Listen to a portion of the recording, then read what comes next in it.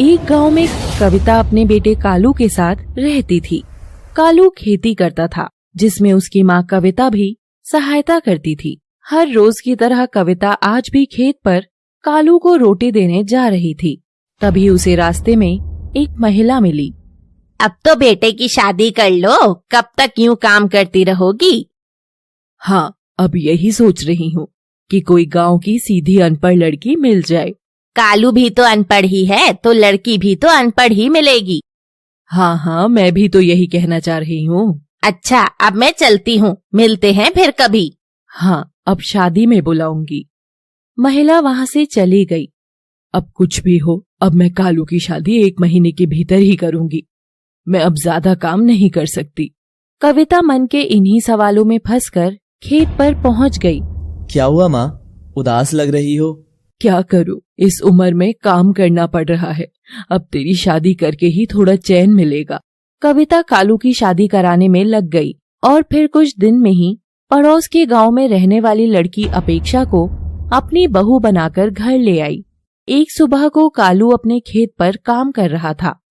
तभी वहां गांव का जमींदार गजेंद्र अपने कुछ आदमियों के साथ आ गया। कालू, तुम गरीब लोगों को समझ नहीं आता है क्या? क्या हुआ बाबूजी? मैंने तुम सभी गांव वालों को बताया था कि सारी फसल की कमाई मेरे घर पहुंचानी है, लेकिन तुमने ऐसा नहीं किया। जमीन हमारी, मेहनत हमारी, फिर कमाकर आपको क्यों दे भला? बेवकूफ, मैं यहां का जमींदार हूं। क्या तुमको इतना भी समझ नहीं आता है? अब तुम लोग पिटाई से ही मानोगे।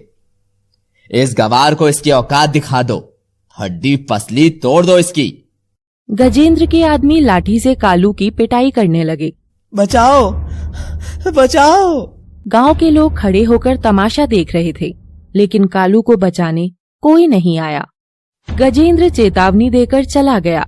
कालू भी जैसे तैसे घर पहुंच गया। कालू की ये दशा देखकर कविता और अपेक्षा दौड़कर आईं। क्या हुआ मेरे बच्चे को? किसने किया ये हाल? माँ, जमींदार गजेंद्र ने मेरी हालत की है। उसकी ये हिम्मत! तुम अभी पुलिस को कॉल करो।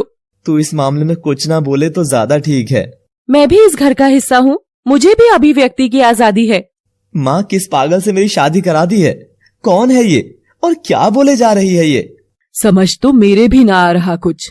माँ, मैं कुछ अलग से नहीं बोल रही हूँ, लेकिन इंसाफ की बात कर रही हूँ। तू जानती भी है कि जमींदार कौन है? हाँ, वो एक गुंडा है और उसके लिए पुलिस बुलानी होगी। उसे पुलिस भी हाथ नहीं लगाती है। पुलिस की भी शिकायत की जा सकती है। तू अपना मुंह बंद कर और घर के कामों में लग जा। तू कलेक्टर नहीं है। और हाँ, आगे से बात याद रखना कि घर में सिर्फ काम करने तक ही खुद को सीमित रख।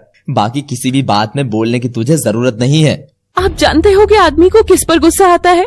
सिर्फ अपने से कमजोर पर गुस्सा आता है। अपेक्षा रोते हुए अंदर चली गई और सोचने लगी। अपेक्षा के माता पिता बैठकर बातें कर रहे हैं। अब जल्दी से अपेक्षा की शादी करनी होगी। क्यों भाई, इतनी भी क्या जल्दी है? अब ये बड़ी हो गई है, शादी तो करनी ही है। हाँ, एक बार शादी हो जाए तो हम भी गंगा जी नहाए। अपेक्षा भी वहाँ खड़ी होकर ये सब बात सुन रही थी। मुझे IAS बनना है, मैं अभी से शादी कैसे कर सकती हूँ? शादी के बाद पढ़ लेना। शादी के बाद कैसे पढ़ सकते हैं? लड़का अच्छा मिलेगा तो खूब पढ़ सकती है। माँ, ये सिर्फ कहने सुनने की बातें हैं, कोई नहीं पढ़ने देता। लड़का बंदर तो है नहीं जो तुम्हारी किताब फाड़ देगा। अपेक्षा को अपने माँ पापा के आगे हारना पड़ा और उसने कालू से शादी कर ली। 3 साल बाद अपेक्षा नाराज होकर अपने माँ पापा के पास गई हुई थी। उसकी सास कविता खाना बना रही थी। तभी वहाँ गांव के कुछ लोग और जमींदार गजेंद्र अपने आदमियों के साथ पहुँच गया। कालू, ओ कालू, बाहर निकल कर आ। कालू बाहर निकल कर आया। जी बाबूजी। क्यों रे, तेरी समझ में कुछ क्यों नहीं आता है? क्या हुआ बाबूजी? ज्यादा भोला मत बन और ये बता कि पैसे अब तक क्यों नहीं पहुंचे? वो मैं दे दूंगा। नहीं नहीं, अब मुझे पैसे नहीं चाहिए, बल्कि मैंने पूरे गांव की जमीन अपने नाम करा ली है।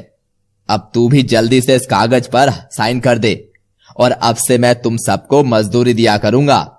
तभी वहाँ 3 सरकारी गाड़ी आकर रुकी, जिसमें बीच वाली गाड़ी पर जिलाधिकारी लिखा था। उसमें से एक महिला पुलिस के साथ निकली। वो महिला अपेक्षा ही थी। कालू और कविता ये देखकर चौंक गए। तुम्हारे काले कारनामों और पुलिस के साथ मिली भगत का काला चिट्ठा खुल गया है। जल्दी से ये पेपर फाड़कर खुद को पुलिस के हवाले कर दो, वरना अंजाम बुरा होगा। जमींदार सिर्फ गरीब लोगों पर ही रौब जमाता था। कलेक्टर को देखकर वो बहुत डर गया और उसने तुरंत खुद को पुलिस के हवाले कर दिया। मेरी बहू कलेक्टर है? जी माँ जी, मैं शादी से पहले यूपीएससी की परीक्षा में अपना इंटरव्यू दे चुकी थी और शादी के बाद पता चला कि मेरा सिलेक्शन हो गया है और मैं घर से गुस्से में मम्मी पापा के पास नहीं गई थी। मैं तो अपनी ट्रेनिंग के लिए गई थी। मैंने आपसे झूठ बोला, मुझे माफ कर दो। माफ तो तू हमें कर दे बेटी, हम दोनों ने तेरी कद्र नहीं की। आज मैं गर्व से कहती हूँ कि मेरी बहू IAS है। कविता और कालू को अपनी गलती का एहसास हुआ और उन्होंने आगे कभी ऐसा न करने का प्रण लिया। Thanks for